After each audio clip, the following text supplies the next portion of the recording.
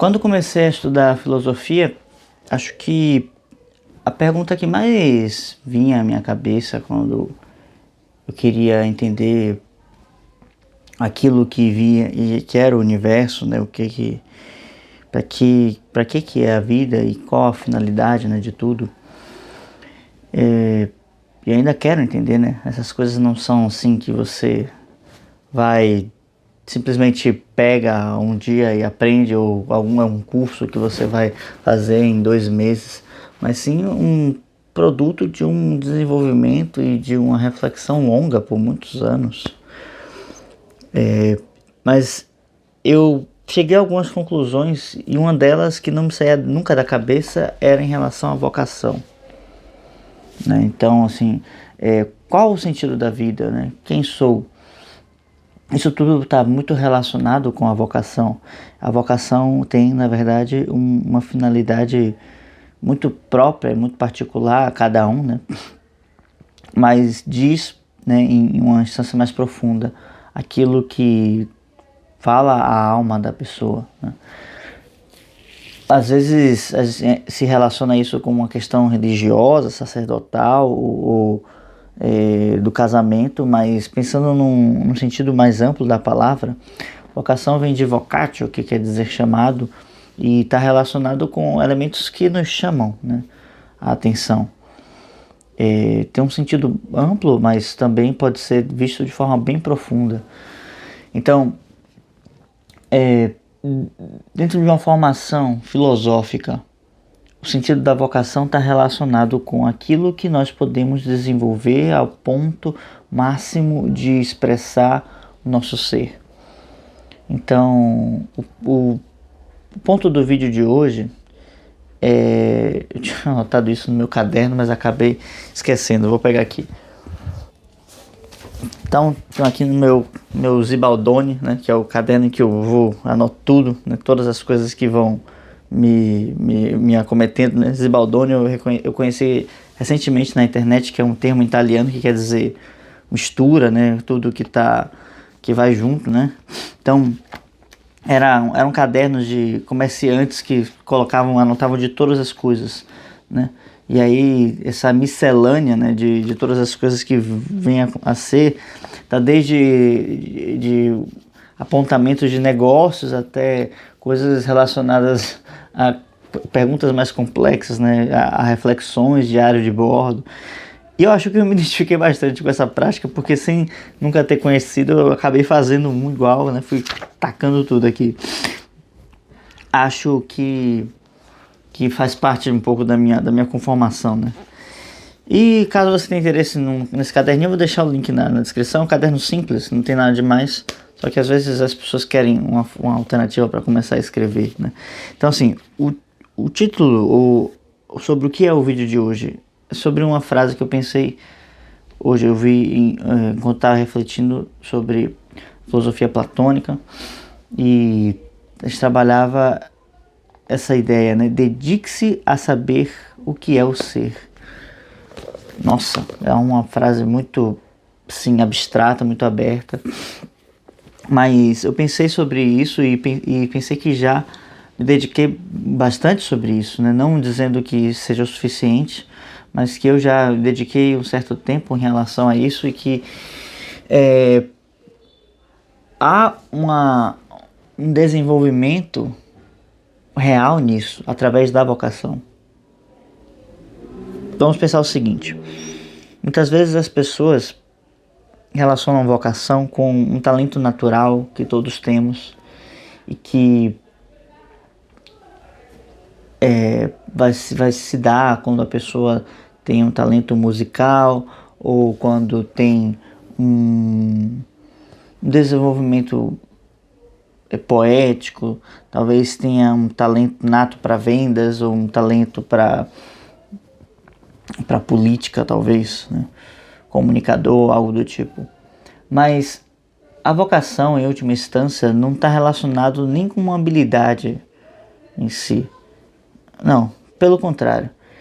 E é curioso porque existem obras, né, na literatura que são inteiramente dedicadas a passar essa mensagem, né? E lembro muito dos animes japoneses, né, que eu tomei muito contato com eles, né, ao longo da vida, e que há uma linha, né, de shonen que se dedica justamente a dizer que o talento que nós temos é não desistir nunca daquilo que nos chama, daquilo que é o nosso talento, ou daquilo que é a nossa vocação, daquilo que nós sentimos que é o nosso dever cumprir no mundo.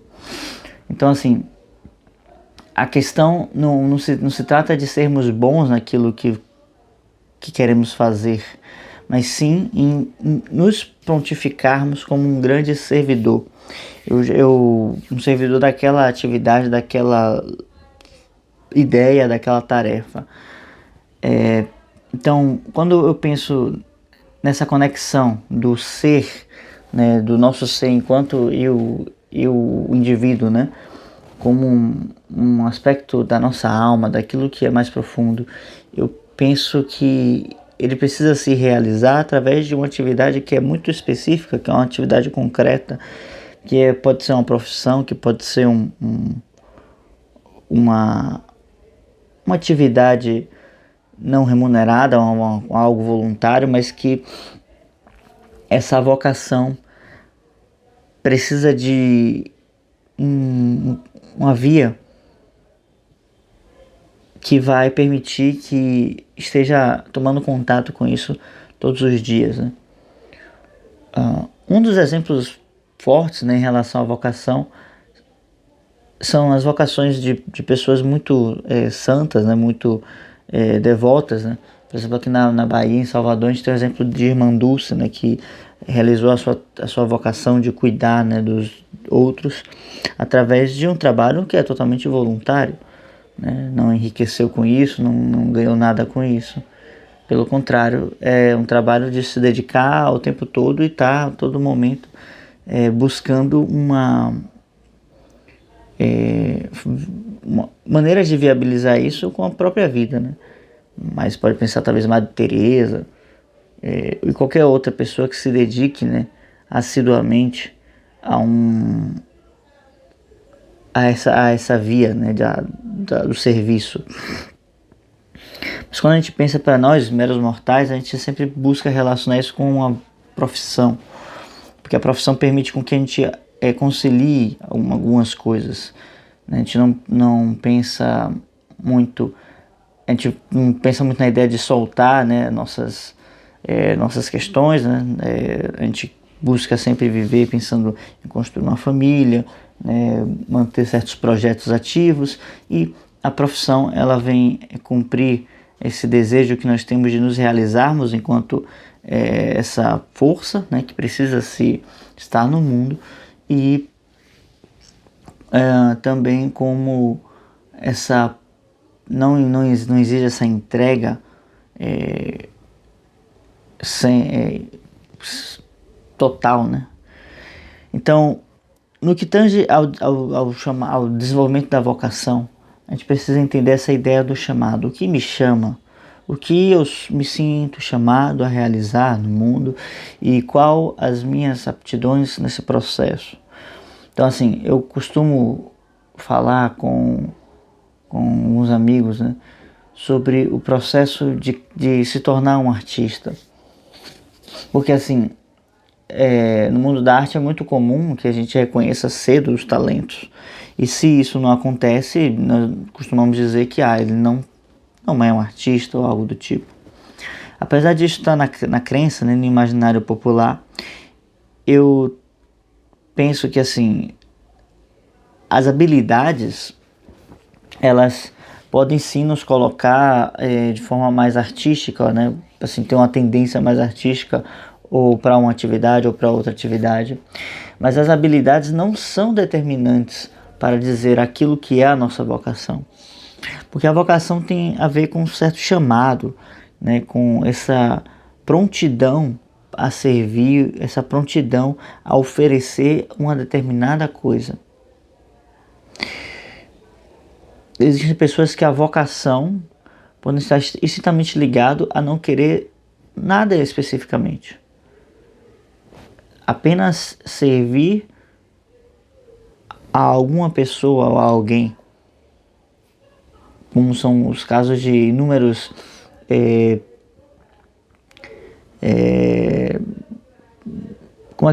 assistentes, né, e pessoas que se dedicaram a vida a servir certos gênios, e que sem o trabalho dessas pessoas, talvez esses gênios não pudessem ter executado tantas coisas, né?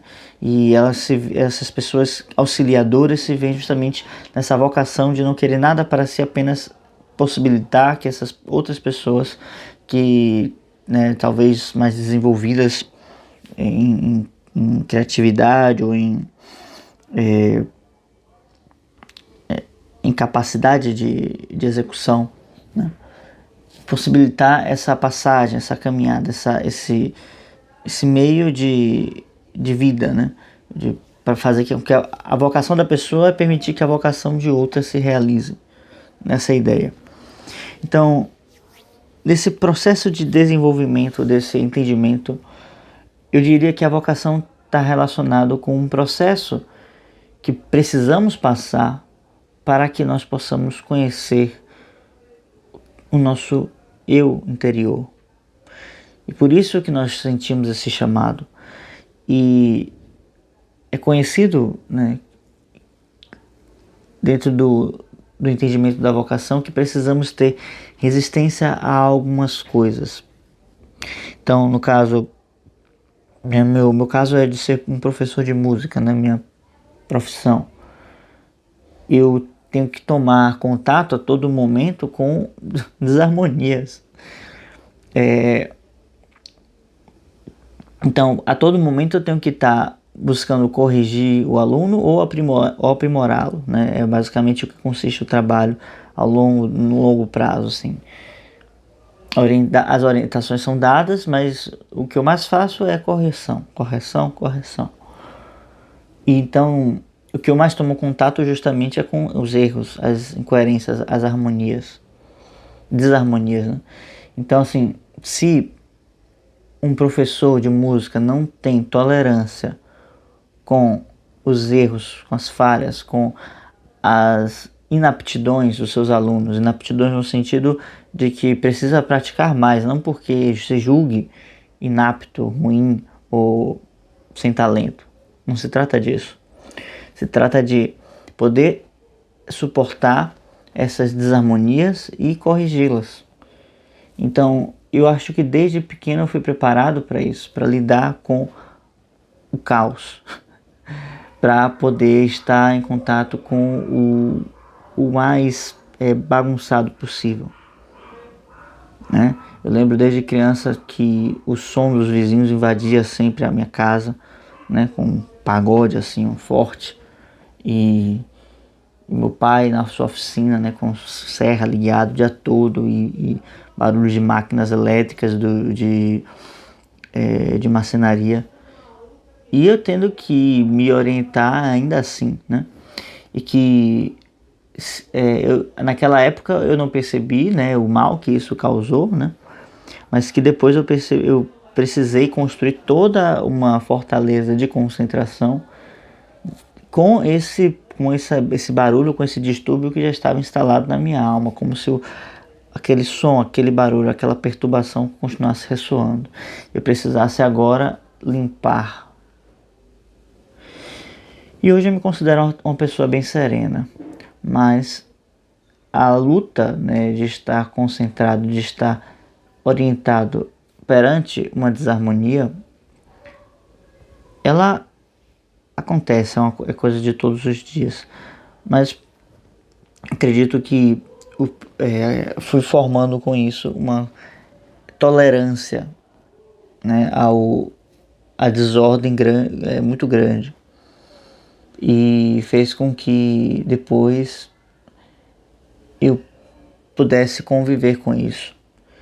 Mas o trabalho de ensinar é um pouco diferente, porque você vai ficando mais meticuloso, né, e mais criterioso, e nisso você vai aprender a corrigir várias vezes, né? E o trabalho vai se construindo em pequenos blocos, de novo. Então, assim, Eu deixo esse conselho que eu escrevi para mim, deixo ele para você. Dedique-se a saber o que é o ser. Reflita sobre o que chama a sua atenção a resolver no mundo e pense como se pode viabilizar isso. O processo de escrever e de criar vai nos fazendo tomar contato com isso. Eu fiz recentemente um artigo no Substack sobre a criatividade, sobre ser um estado da alma e não uma habilidade que a gente possui. Eu vou desenvolver um pouco mais esse assunto por lá, tá? Mas aqui eu queria deixar esse recado. Tome contato com a escrita, porque ela vai te dar indícios daquilo que são os seus desejos, as suas necessidades, os seus anseios mais profundos. E através do momento em que você começa a escrever isso, e após um acompanhamento de algum tempo, você vai percebendo a recorrência de certos temas, de certas necessidades. Então, eu recomendo que se escreva pela manhã, para justamente se você tem um fluxo de pensamento muito acelerado, né, como o meu, e pega, escreve e vai percebendo quais os meus anseios mais profundos, né? Quais os seus anseios que te perturbam, né? De estar lá meio que recorrentemente, né? Insistentemente. E parece que se eu não der uma vazão para isso, isso vai ficar lá, né? E escrevam. Uma vez no papel, essas coisas soltam, né, um peso de dentro de nós e parecem ficar mais serenas, menos ofensivas, mais inofensivas, né? É como se nós conseguimos colocar uma forma naquela massa louca, né, e amorfa que nós tomamos contato, né, dentro do nossos pensamentos. Então, assim como na infância, né, eu estava rodeado daquela loucura, daquela bagunça, acho que atualmente, né, o ritmo de vida que nós temos também nos proporciona muito essa bagunça a qualquer momento. Então, se isso te acontece, se isso é um elemento que te aborrece de alguma forma, escreve esses elementos no seu caderno e vai domando esses pensamentos antes que eles te dominem. E depois que ficar claro, né, um caminho ou uma direção que se quer ir, começa a pensar qual a melhor forma de se viabilizar isso. Lembrando que não é exatamente uma profissão, mas que pode ser uma profissão. Ok? O vídeo de hoje era isso e vamos ficando por aqui, sem mais delongas. Tchau, tchau.